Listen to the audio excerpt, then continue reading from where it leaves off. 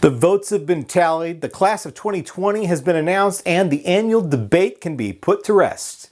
Or maybe it's just heating up. My thoughts on the 6 acts being inducted into the Rock and Roll Hall of Fame this year are coming up next on Track by Track. Hey everybody, my name's Kyle, and this is Track by Track, music reviews, news, and commentary. Thanks for tuning in today, and if this is your first time here, please take a second to click subscribe so that you won't miss future reviews and more. If there's one thing that you can expect with the Rock and Roll Hall of Fame, it's the unexpected. Well, let me clarify. I've talked in the past about how it's become common over the past 10 years or so to see rap and hip-hop acts receive nominations. There are many people who bristle at their nominations, not to mention inductions. I'm not going to rehash the what is rock and roll argument again today, although I'm sure many of you have strong feelings about it. Looking at this year's list of nominees, there were plenty of surprises. I would never have expected the Dave Matthews Band to receive a nomination on their first year of eligibility. Similarly, I thought Soundgarden was a bit early as well. It was also surprising to see so many repeat nominees, acts that have been nominated not just multiple times, but for 4 of them, 2020 marks 2 years in a row. Kraftwerk, the MC5, Rufus with Chaka Khan, and Todd Rundgren were all nominated for the class of 2019 as well, and, spoiler alert, they didn't make the final cut this year either. And when it comes to first-time nominees, it is crazy to think that T-Rex, Thin Lizzy, Motorhead, and the Doobie Brothers have never been nominated until now. Then there's the fan vote. Now this is definitely bound to be one of the biggest subjects of debate among music fans, and arguably the biggest indicator of the divide between those fans and the voting members of the Rock Hall. Just look at the final results of the vote. Dave Matthews Band were the clear winners, with Pat Benatar coming in with a very strong second place. Yet neither act ended up being inducted in the class of 2020. Consider for a moment how significant that is, particularly for Dave Matthews Band. The fan vote began in 2013 when Rush won the poll and were very deservedly inducted into the Rock Hall of Fame. Following that inaugural year, every fan vote winner ended up being inducted into the Rock Hall, including Kiss, Stevie Ray Vaughan, Chicago, Journey, Bon Jovi, and Def Leppard. So naturally, there's been an expectation set by that precedent that winning the fan vote ensures induction into the Rock Hall. The truth is, that's not the way that it works. That was never the way that it works. At least not according to the Rock Hall, who have been pretty vague about the whole thing for years. All that they'll say is that the fan vote becomes yet another ballot in the overall vote. If that means the fan vote counts as just a single ballot among the nearly 900 voting members, then it's ultimately fairly inconsequential. One vote out of 900 is not likely to tip the scales in any meaningful way. On the other hand, what I've wondered over the years is if the fan vote was really more of a reflection of how the rest of the voting members were likely to cast their ballots anyway.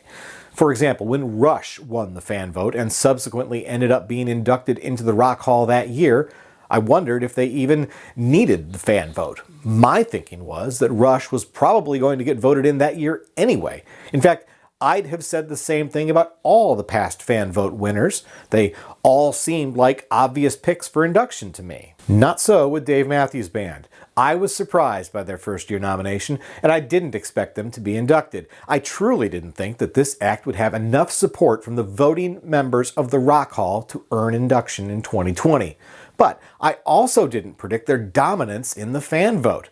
So what's interesting about that is that when you consider the fact that 4 of the top 5 vote earners did not get inducted, including the winner for the first time in the history of the poll, it is painfully clear that the fan vote is not a reflection of how the larger body of the Rock Hall membership votes. So kudos to Dave Matthews Band for so successfully mobilizing their fans and generating such a strong turnout. If membership in the Rock and Roll Hall of Fame was based entirely on a popular vote from the public, they'd have been the clear victors.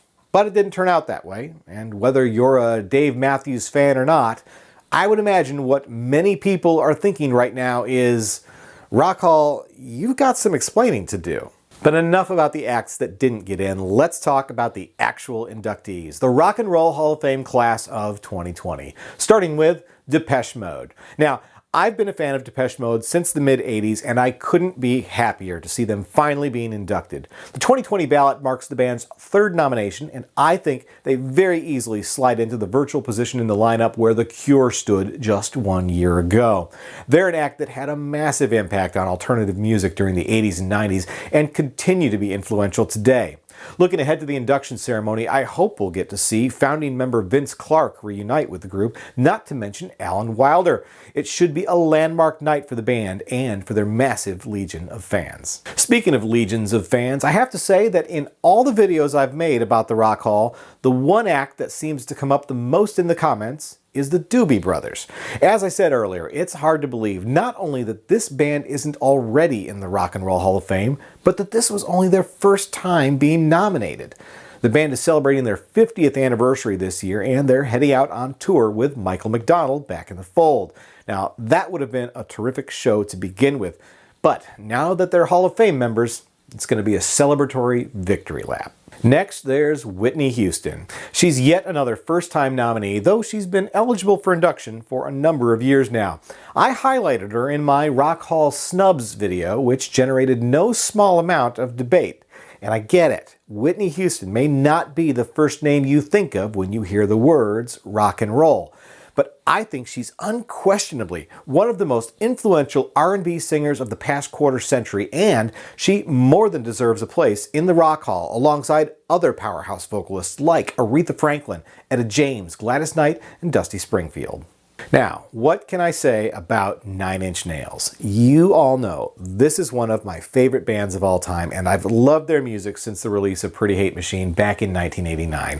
One of my favorite concert experiences in my entire life was not just being able to see the very first Lollapalooza tour back in 1991, but seeing Nine Inch Nails perform there, in broad daylight no less, and just crush it in every possible way. I couldn't be more excited to see Trent Reznor receiving this honor, and I'm glad to know that he's warmed up to the Rock Hall after inducting The Cure last year. I'm looking forward to his performance at the ceremony, and considering his recent comments about collaborating with other artists, we may see him share the stage with some interesting acts as well. The induction of East Coast rapper the Notorious B.I.G. is bound to be one of the most hotly debated choices of the year. The fact of the matter is, the Rock Hall has been inducting rap acts for over 10 years now, with Grandmaster Flash in 2007, followed by acts like Run DMC, Beastie Boys, Public Enemy, and NWA. But if we're talking about bringing balance to the force, there's no question that Biggie Smalls is the yin to Tupac Shakur's yang. Tupac was inducted in 2017, and in terms of influence, the Notorious B.I.G. was arguably his equal, or in many ways, his opposite. Adding him to the Rock Hall alongside those predecessors feels like a natural fit to me. Finally, there's 70s glam rockers T-Rex, led by trailblazing frontman Mark Bolan. Casual rock fans may think of them just as the bang-a-gong guys, but to rockers of their era and beyond, their influence was huge. From David Bowie to Guns N' Roses to Metallica, and even Prince, what T-Rex did left a deep mark on rock and roll music. And again, here's an act that I'm utterly shocked to hear wasn't in the Rock Hall already and had never even been nominated before. They're long overdue. And while Bolan died in 1977, his legacy has thrived in so much of the music that we love today. The T-Rex tribute performance at the induction ceremony should be nothing short of epic. Speaking of tributes, it's kind of sad to think that only half of the acts being inducted this year are still alive. This will be a posthumous induction for Mark Bolan of T-Rex, as well as for Whitney Houston and the Notorious B.I.G. On top of that, we should note that the Doobie Brothers has had an ever-changing lineup over the span of their 50-year run, several of whom have also passed on. That leaves Depeche Mode and Nine Inch Nails as the only inductees, with all surviving members available to accept the honor in 2020. And finally, if I'm making any predictions about the ceremony itself, I think we can expect to see some form of tribute to the legendary Neil Peart. Widely considered to be one of the greatest drummers of all time, and also wildly underrated for his lyrical contribution to the music of Rush, it's hard to believe that this year's In Memoriam segment of the ceremony wouldn't be capped by some kind of performance to honor his legacy. The Rock and Roll Hall of Fame induction ceremony takes place on May 2nd and will be broadcast live on HBO. The ceremony is actually moving to Cleveland this year, the home base of the Rock and Roll Hall of Fame and Museum, so That's a pretty cool change as well. It'll definitely be a night to remember, regardless of where you stand in the annual debate over who's in and who's been snubbed. But as always, I welcome your comments on the subject. Do you agree with this year's winners? How do you feel about the fan vote winner not being inducted? Who do you think is the biggest snub? And is there anyone in the class of 2020 that you think hasn't earned their spot? Let me know what you think down in the comment section below. Once again, my name's Kyle, and this has been Track by Track. If you like this video, please be sure to give it a thumbs up. Plus, check out some of these other videos below that I think you might also enjoy. And of course, be sure to click subscribe, because true music fans always want new releases the day they come out. Thanks for watching, and I'll see you next time.